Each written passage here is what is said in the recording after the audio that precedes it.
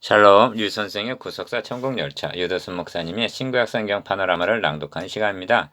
지금은 디모데전서 파노라마 1장입니다. 바른 교훈과 다른 교훈 간의 갈등. 요절은 18절.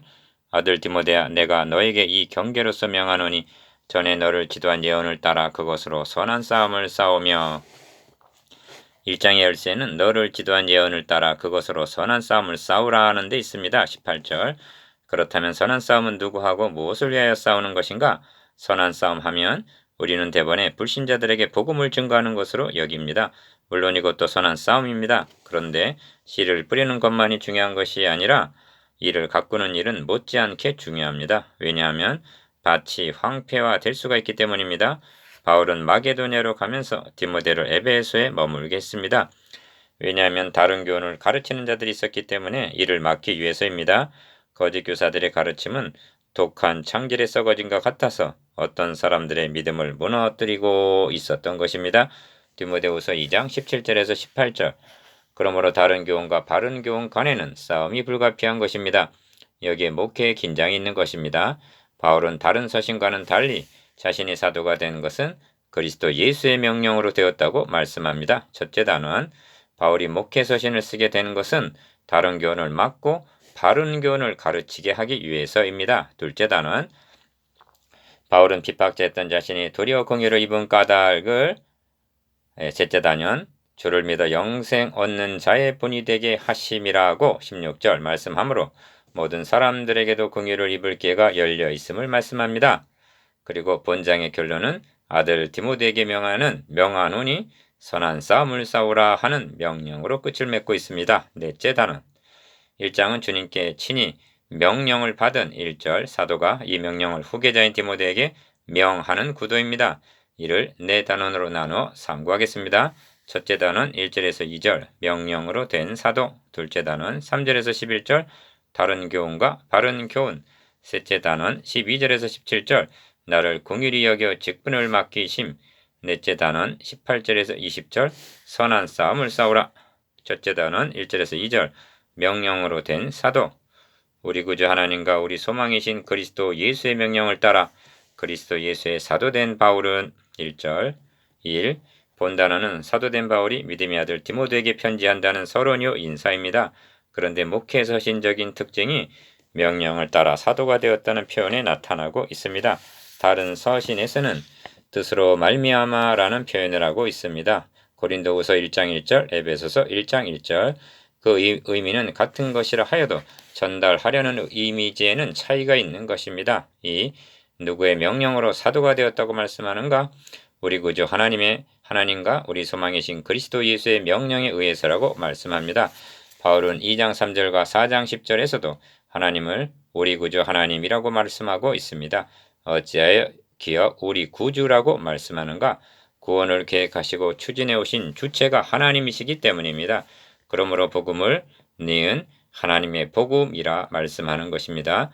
로마서 1장 1절. 3.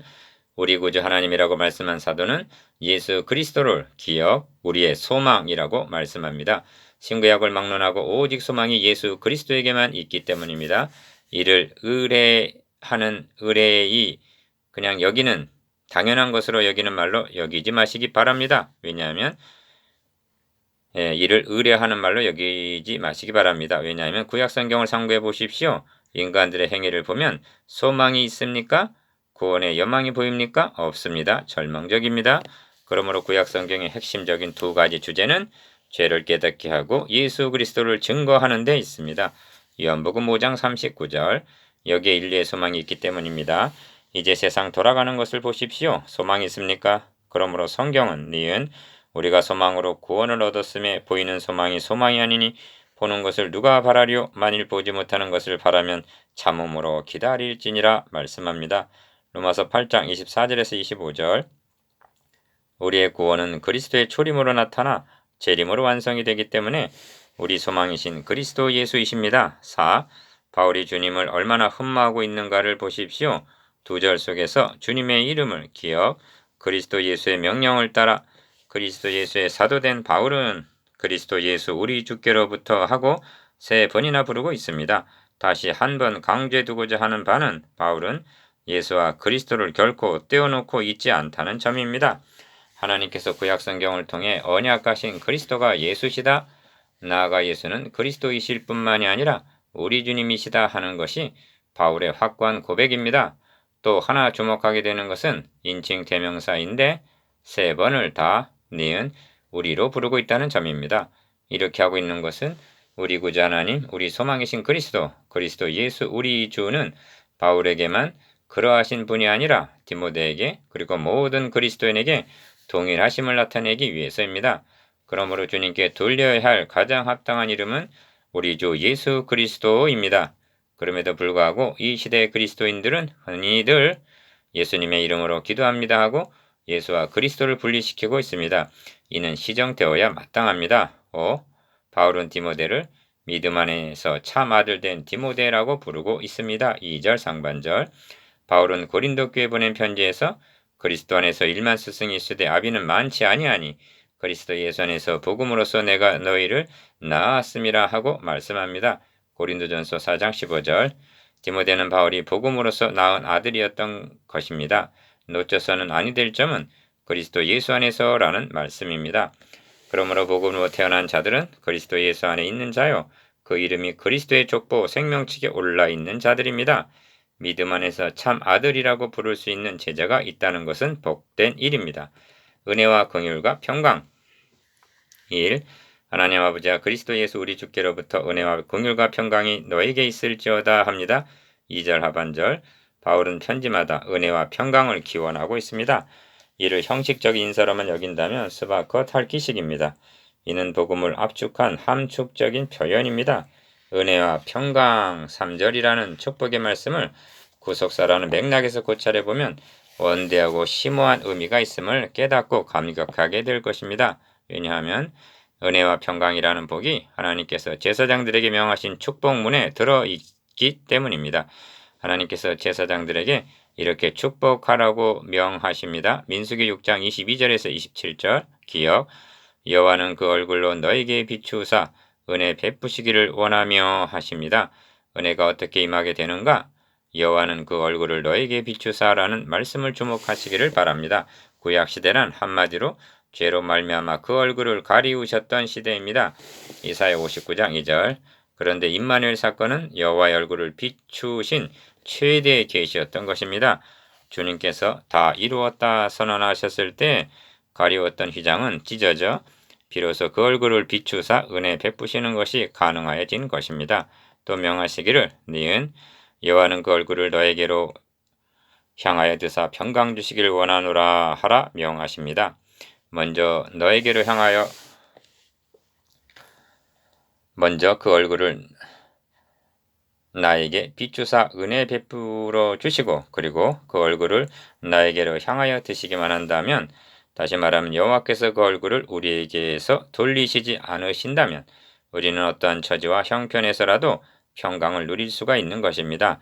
스데반 집사처럼 말입니다. 바울이 은혜와 평강이 너에게 있을지어다 함은 구약에서 약속하신 축복이 예수 그리스도로 말미암아 성취되었음을 나타내는 축복이었던 것입니다. 그런데 다른 서신과는 달리 긍휼을 첨부하고 있음을 보게 됩니다. 이것 또한 목회 서신의 특징 중 하나입니다. 어찌하여 긍휼을 첨부하고 있는가? 바울은 자신의 경험에 비추어 군사로 부름을 받는다는 것이 얼마나 많은 고난이 따르게 됨을 체험했기 때문입니다. 그러므로 자신의 뒤를 이어서 선한 싸움을 싸워야 할 디모데에게 지극한 마음으로 긍휼을 기원하고 있는 것입니다.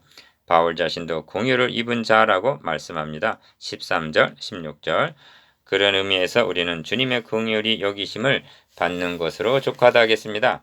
하늘에 계신 주여 내가 눈을 들어 주께 향하나이다. 종의 눈이 그 상전의 손을 여종의 눈이 그 주모의 손을 바람같이 우리 눈이 여호와 우리 하나님을 바라며 우리를 긍휼히 여기시기를 기다리나이다. 시편 123편 1절에서 2절. 이 시대의 주의 신실한 종들 위에 은혜와 긍휼과 평강이 임하시게 되기를 기원합니다. 둘째 단원 3절에서 11절 다른 교훈과 바른 교훈. 내가 마게도냐로 갈 때 너를 권하여 에베소에 머물라 한 것은 어떤 사람들을 명하여 다른 교훈을 가르치지 말며. 3절 1. 본단원의 중심점은 목회자의 특권인 교훈, 말씀에 있습니다. 이스라엘 민족은 세계 만민 중에서 하나님께 택함받은 선민입니다. 그들의 특권이 무엇인가? 성경은 대답합니다. 유대인의 나음 특권이 무엇이뇨? 범사에 많으니 첫째는 저희가 하나님의 말씀을 맡았음이니라. 로마서 3장 1절에서 2절 묻습니다. 목회자의 특권이 무엇입니까? 축복권입니까? 정답은 저희가 하나님의 말씀을 맡았다는 것입니다. 이는 무엇에 비할 수 없는 영광스러움이며 무엇과도 바꿀 수 없는 특권인 것입니다. 그런데 본문에는 다른 교훈을 3절 가르치는 자들이 있다는 것입니다. 이는 초대교회 당시만 그러한 것은 아닙니다. 오히려 시간이 흐를수록 그럴 위험은 더욱 증대된다 하겠습니다. 바울이 마게도냐로 갈 때 디모데를 에베소에 머물러 한 것은 다른 교훈을 가르치는 것을 막고 바른 교훈을 10절 전하게 하기 위해서였습니다. 바울은 이를 가리켜 선한 싸움이라고 부르고 있습니다. 18절 3. 그렇다면 다른 교훈의 특성은 무엇인가? 기억, 신화와 끝없는 족보에 창념하는 4절 변론을 일삼는 것이라고 말씀합니다. 오늘날은 더욱 그러합니다. 고등비평인이 양식사 학판이 하여 성경을 실험 대위에 올려놓고 난도질을 합니다. 성경 66권 중에서 어느 하나 성한 책이 없습니다. 성령의 감동으로 기록된 성경을 믿음으로 받지 않고 실험의 대상으로 삼아 인간 이성의 잣대로 판단하려 한다면 니은 사람들이 이에서 벗어나 헛된 말에 빠져 율법의 선생이 되려하나 자기의 말하는 것이나 자기의 확증하는 것도 깨닫지 못하는도다 합니다. 7절 4. 이런 것은 믿음 안에 있는 하나님의 경륜을 이루는 것이 아니라고 말씀합니다. 4절 하반절 여기 중요한 말씀이 있는데 기억 하나님의 경륜이라는 말씀입니다. 경륜이란 일을 계획하여 조직적으로 이루어 나가는 것을 의미합니다. 복음은 임기응변으로 주어진 것이 아니라 영의 주도한 하나님의 경륜입니다. 그러므로 성경은 니은 이 복음은 하나님이 선지자들로 말미암아 그의 아들에 관하여 성경의 구약에 미리 약속하신 것의 성취라고 말씀하는 것입니다. 로마서 1장 2절 바울에게 다메섹의 경험이 없었다면 그 누구보다도 변론가가 되었을 법합니다. 그러나 바울은 나에게 이 은혜를 주신 것은 측량할 수 없는 그리스도의 풍성을 이방인에게 전하게 하시고 영원부터 만물을 창조하신 하나님 속에 감추었던 비밀의 경륜이 어떠한 것을 드러내게 하려 하심이라 하고 에베소서 3장 9절 복음에 미친 사도로 변신한 것입니다. 5. 다른 교훈을 가르치는 자들을 율법의 선생이 되려 하는 7절 상반절 그런 사람들이라고 말씀합니다. 기탄 없이 한 말씀 하려고 합니다. 오늘의 설교자들 중에는 백과사전과 같고 팔방미인과 같은 선생들이 많이 있습니다. 그런데 어쩐 일입니까? 세상이 미련하게 여기기 때문일까요? 그들의 설계하는 십자가의 도가 빠져 있다는 것입니다. 그렇다면 하나님의 경륜을 이룸보다 자신의 유식을 자랑하여 선생이 되려는 것에 지나지 않은 것입니다. 율법의 기능 1. 사람들이 이에서 벗어나 헛된 말에 빠져 율법의 선생이 되려 하나 합니다. 6절에서 7절 상반절 바울은 지금 다른 교훈을 경계하고 있는 중입니다. 3절에서 6절 이런 문맥에서 어찌하여 그들을 가리켜 율법의 선생이 되려 하나 하고 7절 상반절 율법을 거론하고 있는가? 기억 7절에서 9절까지에는 율법을 가리키는 말이 5번이나 등장합니다. 이는 그들이 율법에서 넓은 의미에서의 구약 성경, 하나님의 경륜의 주인공이신 예수 그리스도는 보지 못하고 요한복음 5장 39절 누가 더 유식한가 하는 변론가들이 되어버렸기 때문입니다. 소피스트 예를 들면 니은 바리새인 중에 혹은 말하되 이 사람이 안식일을 지키지 아니하니 병 고치신 일 하나님께로 온 자가 아니라 요한복음 9장 16절 이삭을 잘라 손으로 비비어 먹으니 어떤 바리새인들이 말하되 어찌하여 안식일에 하지 못할 이 일을 하느뇨? 그러니까 손으로 비빈 것을 노동으로 여긴 것이죠. 그렇게 한 비난 같은 것 말입니다. 누가복음 6장 1절에서 2절 율법의 선생들은 안식일이라는 껍데기는 보면서 안식일의 주인 되시는 그리스도는 보지를 못했던 것입니다. 그들에게 주님은 내 아버지께서 이제까지 일하시니 나도 일한다 하고 답변하셨습니다. 요한복음 5장 17절. 이것이 하나님의 경륜을 드러내는 일입니다. 그러나 사람이 율법을 법 있게 쓰면 율법은 선한 것인 줄 우리는 아노라 합니다. 8절. 바울은 율법을 무시하거나 폐하고 있는 것이 아닙니다. 법 있게 쓰면 율법은 선한 것이라고 말씀합니다. 어떻게 쓰는 것이 법 있게 쓰는 것인가? 첫째는 윤리적인 면입니다. 기억. 알 것은 법, 세상 법도는 옳은 사람을 위하여 세운 것이 아니요 오직 불법한 자와 복종치 아니하는 자를 구절 상반절 제어하기 위해서 제정됨을 상기시킵니다. 하나님께서 율법을 주신 1차적인 목적은 죄를 억제하기 위해서였던 것입니다. 9절 하반절에서 10절. 만일 율법을 주시지 아니하였다면 그야말로 무법천지가 되고 말았을 것입니다. 궁극적으로는 신학적인 면입니다. 니은 율법으로는 죄를 깨달음이니라 한 대로 로마서 3장 20절 우리를 그리스도에게로 인도하는 몽학 선생의 갈라디아서 3장 24절 역할을 하도록 주신 것입니다.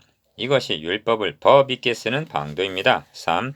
기타 바른 교훈을 거스리는 자를 위함이니 하고 10절 하반절 다른 교훈과 3절 대조가 되는 바른 교훈을 말씀합니다. 그렇다면 바른 교훈이란 무엇인가? 이어지는 말씀의 기억, 이 교훈은 내게 맡기신 바 복되신 하나님의 영광의 복음을 조츠민이라 하고 11절 복음임을 말씀합니다.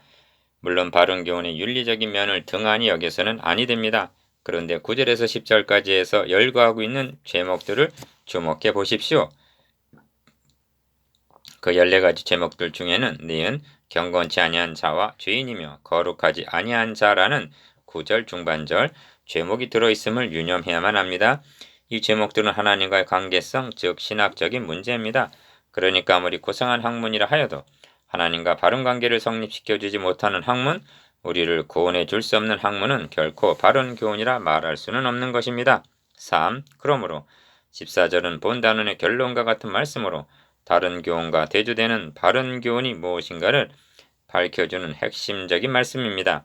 이는 세 마디로 되어 있습니다. 기억, 내게 맡기신 바 니은 복 대신 하나님의 디귿 영광의 복음이라고 말씀합니다. 하나님께서 이 영광의 복음을 여러분에게도 맡겨 주셨습니다. 그런데 이를 제쳐두고 다른 교훈을 말할 것입니까? 율법과 그리스도인의 관계 1. 여기서 율법과 그리스도인들과의 관계성을 짚고 넘어가야만 하겠습니다. 이 점에 혼란이 있기 때문입니다. 앞에서 율법을 주신 두 가지 기능을 죄를 억제케 하는 것과 죄를 깨닫게 하는 것이라고 말씀했습니다. 그렇다면 기억, 새 언약 시대에 있어서도 율법이 그리스도인들의 죄를 억제케 하는 기능을 수행하고 있단 말인가 하는 점입니다. 아니라고 말씀드릴 수밖에 없습니다. 왜냐하면 니은 범법한 자에게 율법이 정한 바 징벌을 시행할 수가 없기 때문입니다. 안식일을 범한 자, 간음을 행한 자를 돌로 치라 한 것을 교회는 시행할 수가 없습니다. 구약시대 이스라엘은 국가가 곧 교회였으며 율법이 곧 나라의 법이었던 신정왕국 체제였기 때문에 가능했습니다. 범법한 자를 징벌할 수 없다면 그 법은 이미 죽은 것이나 다름이 없는 것입니다. 그렇다면 율법으로 죄를 깨닫게 하는 기능은 살아있다고 말할 수가 있지 않은가? 그렇습니다. 율법 넓은 의미로는 구약성경은 그리스도인들에게도 더욱 필요합니다. 구약성경에 등장한 인물들을 보십시오. 자기 행위로 의롭다함을 얻을 자가 있습니까? 이를 통해서 저들의 죄만을 보아서는 부족합니다. 이를 거울 삼아 자신의 죄를 깨달으라고 기록된 것입니다. 3.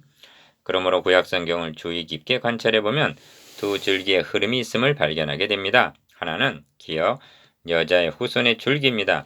하나님께서는 이 줄기가 끊어지지 않게 유지해 오셨습니다. 왜냐하면 인류의 구원의 소망이 오직 여기에 달려있기 때문입니다.